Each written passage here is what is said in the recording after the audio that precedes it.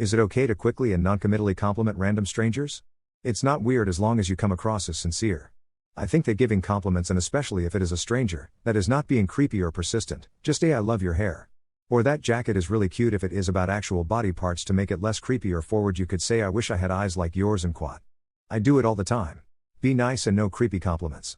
I'm a woman and compliment women occasionally when I'm out. One time I was in Walmart and said to a woman, "Excuse me. Just wanted to tell you I love your hair!" And quat. She lit up and seemed so pleased. I saw her a few aisles over and she told me she loved my shoes. I saw her again about 15 minutes later in a different section of the store and she told me she loved my lipstick shade. Lol. I like to compliment things they have. Tattoos. Mostly guys. Or women if the ratios are in their arms. One guy had perfectly tailored suit. I wanted to compliment that. But no. Let's are good. Shoes and hats. But less so with women. Women have to be careful. The only people I don't understand is the English. They seem so offended. I just don't get it. The Scottish are not so bad. I ask the Scottish people why the English are so offended. You don't want to hear what they say. We won't even discuss the Irish. But they do sweat okay. It entirely depends on where you are, how you say it, and who you are. If you're attractive, then 99% of America will appreciate it. I can't speak for many other countries though. Just be casual. Please, don't make it a weird thing or you will get looks. Other than that, the vast majority of people love compliments. Take this advice from an extrovert: people appreciate compliments. How do you stop seeking external validation and start internally valuing yourself? I never got therapy, but I had a lot of support from the friends I met. I play a lot of video games in my free time, currently mobile ones in BlueStacks. And I meet a lot of interesting people there. Some are just there for me. With some I discuss really important topics like these and they help me feel better about myself. Personally, I started acknowledging and accepting/doing something about my insecurities. For instance, I was born without a hip. So I've had a load of surgery. I walk like a penguin. And it's something I was called fairly frequently as a child, and occasionally by some very weird adults. So I started taking my swimming seriously. I got up to amateur level before my teenage stupidity. To acknowledge to myself that yes, I walked like a penguin and it's funny. I also swam like one. And I could take any fucking one of them. That knowledge can really help my sense of value. That I can overcome anything. I'm using it again now. To get myself back after an abusive relationship and a pandemic. I don't remember how I ever did in TBH. Probably cutting off toxic people or people who make me feel bad. Unpacking all the made-up insecure societal BS pushed upon me by said people. Getting to know myself. Improving myself where I can and becoming a person I would value. Then I just naturally loved myself. Also treat and praise yourself like you would another person. Or a loved friend. I'm my own best friend now. I talk to her like such all the time. We take ourselves for granted and are our own worst critic.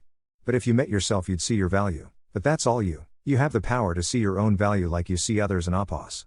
They rather ask another person a question instead of looking it up on Google? Yeah, well, Google knows the answers. Especially the wrong ones.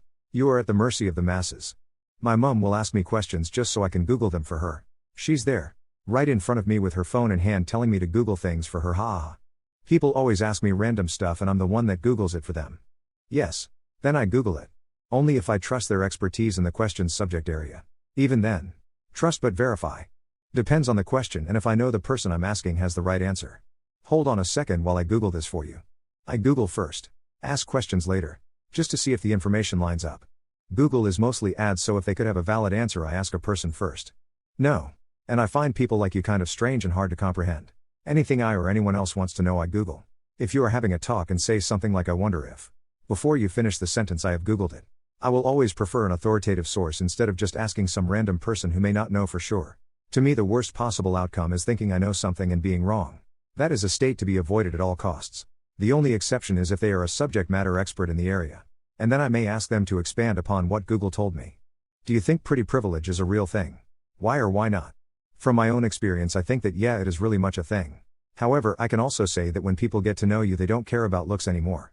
They're more interested in the personality because nobody really wants to be around someone whose personality is not that good.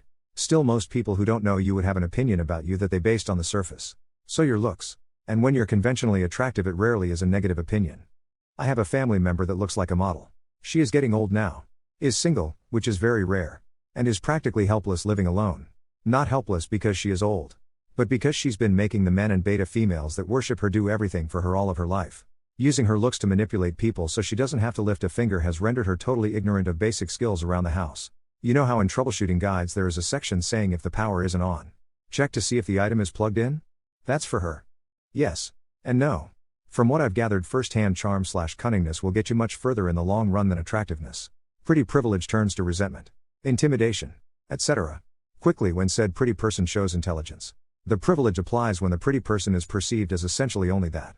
Pretty. Once intelligence/confidence is shown, it can be immediately flipped to resentment, which can actually make the pretty a bad thing. This applies to social circumstances. If applying for a position or job, this is a massive positive rather than the negative I said above.